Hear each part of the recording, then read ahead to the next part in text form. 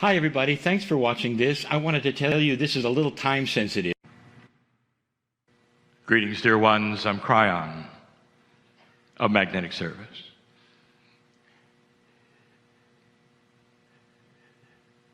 Spirituality meets science, you say. Or science meets spirituality, you say. And in these closing moments, and they won't be long, I want to give you the rest of the story. An explanation for some of you that you've been waiting for 29 years. And some of it's science from a channeler. It starts to shake hands in a way you didn't expect.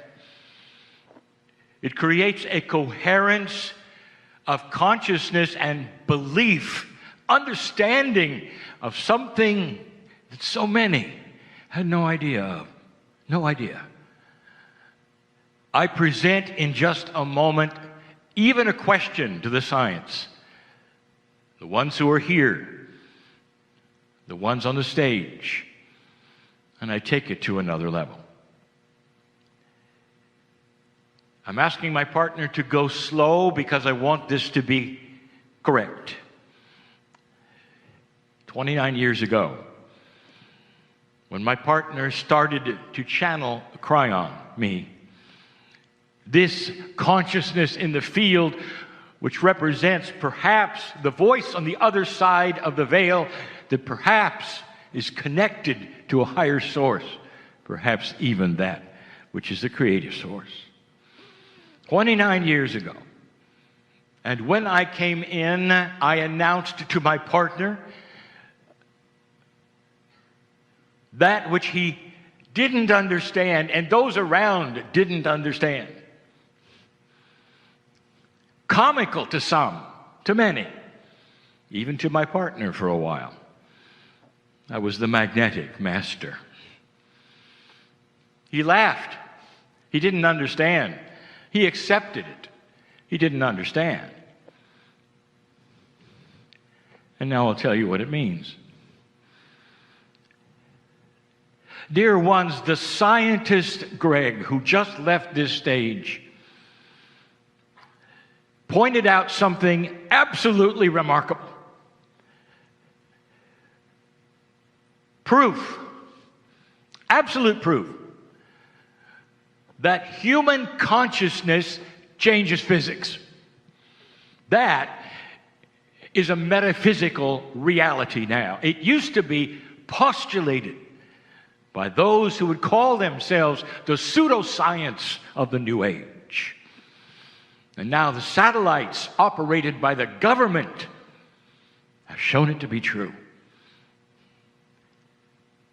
And what was the driving force behind that change in the microtesla measurement of the strength of the magnetic field? And it was compassion at 9/11. So there is an absolute correlation, is there not, between that which is the physics of Earth, magnetics, and consciousness and compassion. They're linked. They're linked. For the first time you saw it. They're linked. Now follow this logic for a moment. Does it make sense to you, perhaps, that the magnetic grid, therefore, Gaia, therefore, might be a partner with humanity? Does it make sense that perhaps the field itself is something that can be touched through the heart? You got it measured with satellites, dear ones. For those of you who doubt the channeling or anything about it, I'm about to give you some facts, and I will explain the magnetic master. When I came in, the first message I gave my partner, the one that was recorded over and over, the one that made the book in 1993, the reason I was here was to adjust the magnetic field. I told you that the magnetics of this earth, as measured by a compass, not the strength, the alignment, would change more in 10 years than it had in 100. And those who paid attention know it did. It changed. And during those years, you might remember something. Those mammals who would beach themselves constantly, where they never did before. The whales that would go into the surf, where they never did before. And then you find out later that they navigate with their own compasses inside themselves. The magnetite in their very brains is a GPS that they use. And when the grid started to shift, and the compasses started to also show it was shifting, even the whales didn't know. How many of you realize and remember that runway numbers in airports are compass headings? Now go do your research. How many of them had to be repainted in the last 29 years? And the answer is most. Most. Because the realignment of the magnetic grid, be careful, my partner. The realignment of north, not the strength, the realignment of north and where it positioned changed the angle of the toroid. If you're into science, if you paid attention in the last hour, I just gave you a secret. You were heading into, that was the precession of the equinoxes, and in the field we saw you making it. There was no question. Oh, it was in the late 80s and I arrived. You were making it. The Soviet Union fell over. Disarming so much that was there before. You were going to pass the marker, just like the ancients said. There was so much excitement in the field. I'm telling you something. Listen. And the magnetic grid had to be realigned because you were going to stay. And the realignment caused a correlation between that toroidal shape, and you. And the field started to be a lot more commensurate with what you were going to do with compassion. This is why I came. There will be some who understand what I'm saying and some who don't. I don't know whether those who measure things, like the scientist Greg said, ever thought about the alignment of the toroid and where it was in '89 and where it was in the year 2001. And whether that toroidal alignment would make any difference at all in that which is the marriage in the field between consciousness and physics. It goes both ways, you know. The alignment of the field allows for greater compassion. Now you know why I'm the magnetic master.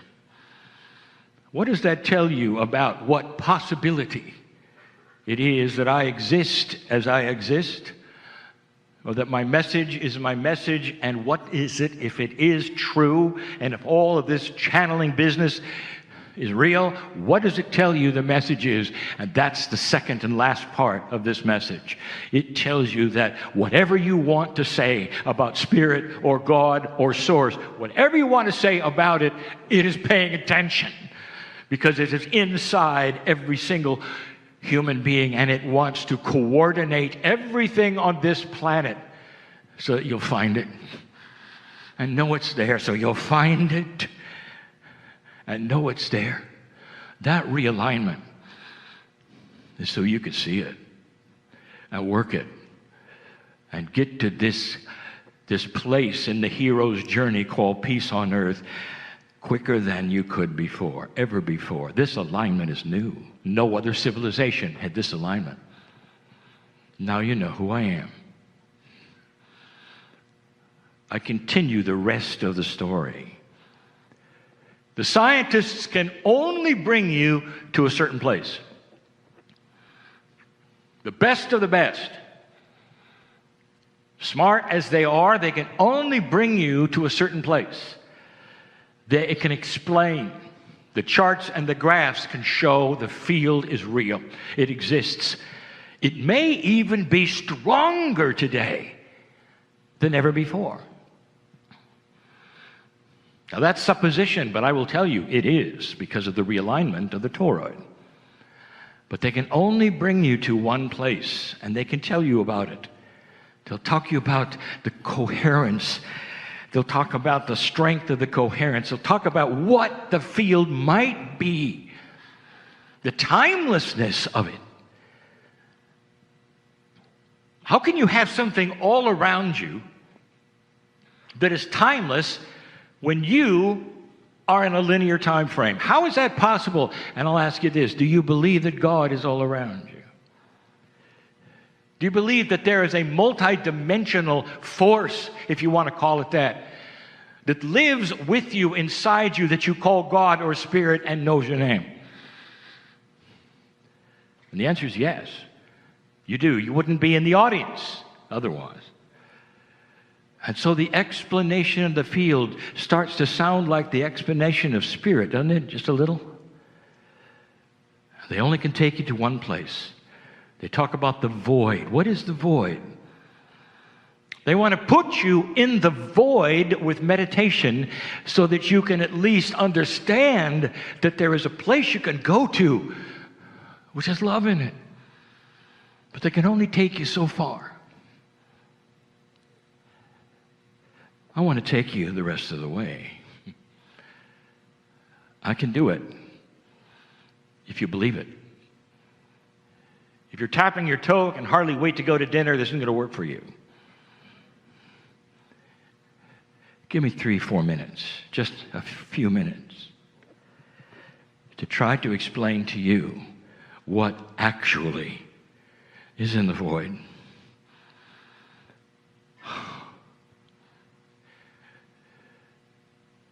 There are many in here who believe in that which you would call a reincarnated experience. Dear ones, you never die. Your soul is eternal, and it comes because the body wears out. Simple. Simple. And so that which is you, your name goes here, occupies many bodies over centuries of time. This is not a New Age belief. If you take a look at the most intuitive belief systems that originated on this planet, go back as far as you can and find the texts of the belief of those Hindus and those Buddhists thousands of years before your prophets. What was the staple of their belief? And the answer is the soul returns. Intuitive, common sense, spiritually made sense. Until it got changed, watered down, until you threw Gaia away and you have what you have today. Dear ones, there's a reawakening of this potential. And those who sit and listen right now, most of you understand you've been here before. Turn the page. Were you always one gender? And the answer is no. There is a system of gender shift. It makes sense so that all of you will participate with your Akash in the compassion of the other. So that in this lifetime or others, when you meet and fall in love, you will be able then at some level to relate to the other. And you do. Studies about the masculinity in women or the femininity in men. Fascinating. But that's not where I'm going. What it means is that every single human in this room and listening to this, every one of you, has given birth. Everyone. And now I want to talk to you about that moment. That moment. A moment that surpasses any moment that a human being can ever have with love and compassion.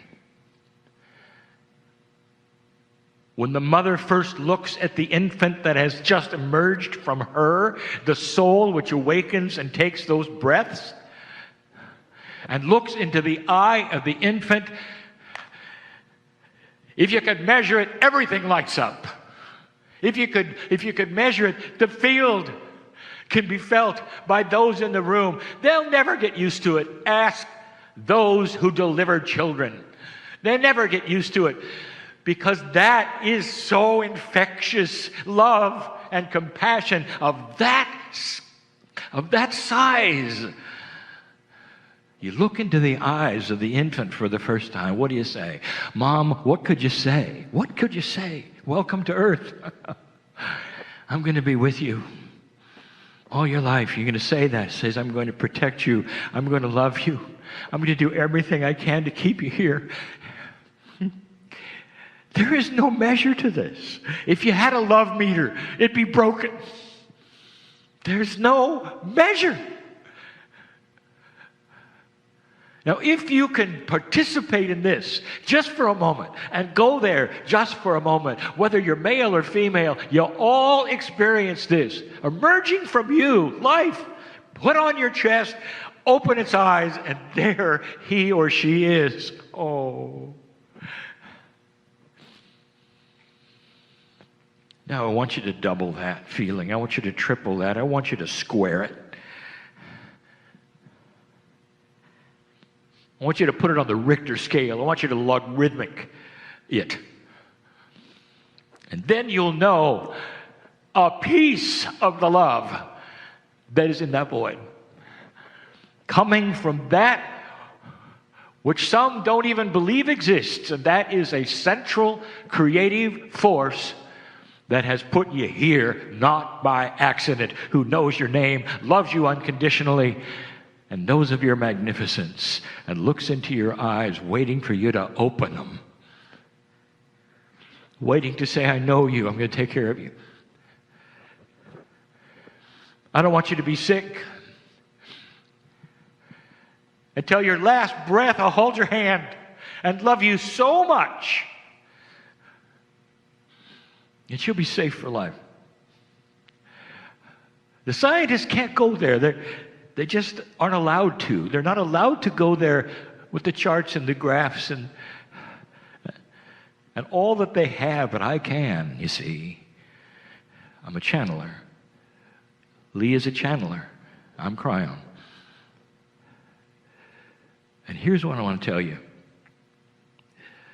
Not only does this love exist, listen, use the logic. If you can love a child the way you do and it goes off the scale, what do you think is the scale of the love of God for you? And something is happening in this new energy. And here's what I want to get to.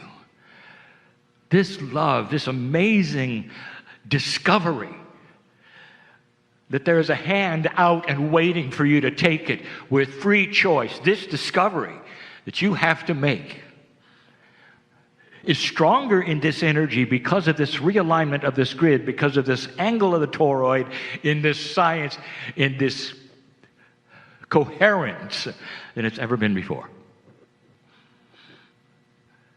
And it calls to you like it never has before. And that's why there are so many people in this room and listening to this. These meetings didn't have this kind of attention before, did they? 30 years ago, did they? What has happened recently to bring you to this chair to even listen to this possibility? You came for science, you're getting love. And then you find out that love may be a complement of science. Did you ever see a tree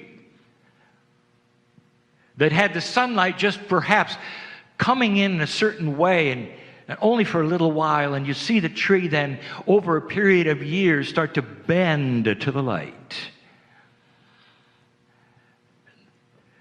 That's what I want you to know. Due to this realignment, due to these studies, due to this now correlation between consciousness and magnetics and physics, due to all of this, you're starting to bend to the light. You're starting to see it. You're starting to want it. You want to know more about it. You can't define non-linearity. By its own common sense definition, it's tough for a linear mind to define something that is not linear. And so the plea is this: don't figure it out. Let it be. Go ahead and figure out the charts and graphs, dear ones. That's why you came. But draw the line when it comes to that, which is the incredible love of God for you in this moment. Your name is known. You're not here by accident. Don't figure it out. Don't say how much, when, where, what do I do? Which way do I face for this to happen? How many steps do I climb? Just say that to your infant.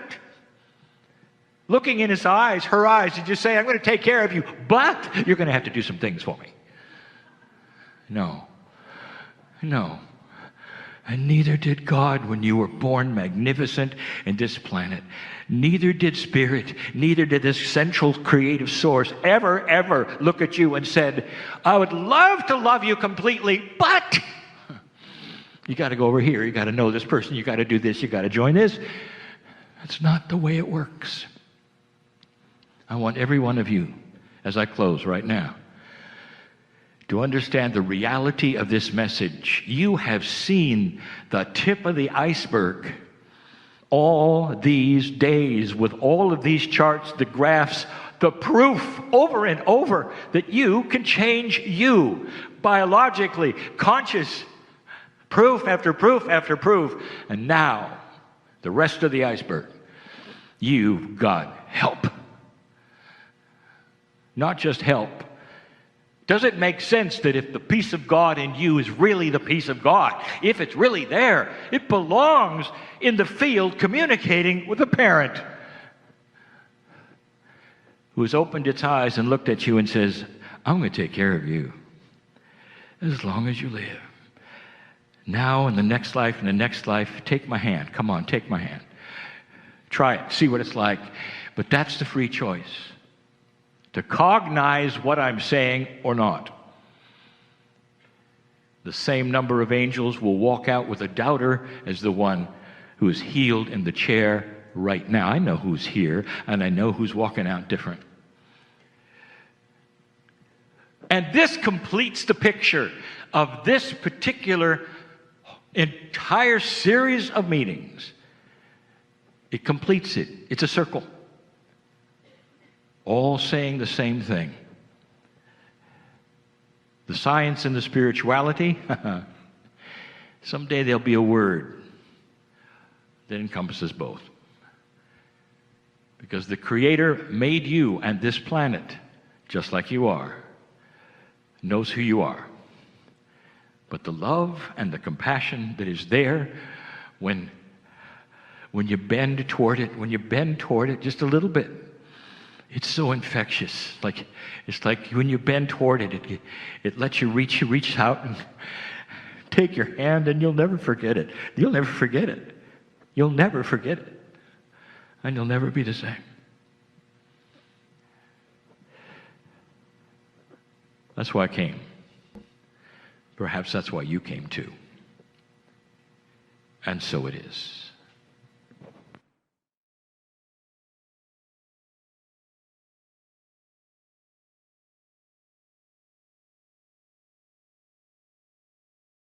Hi everybody, thanks for watching this. I wanted to tell you this is a little time sensitive.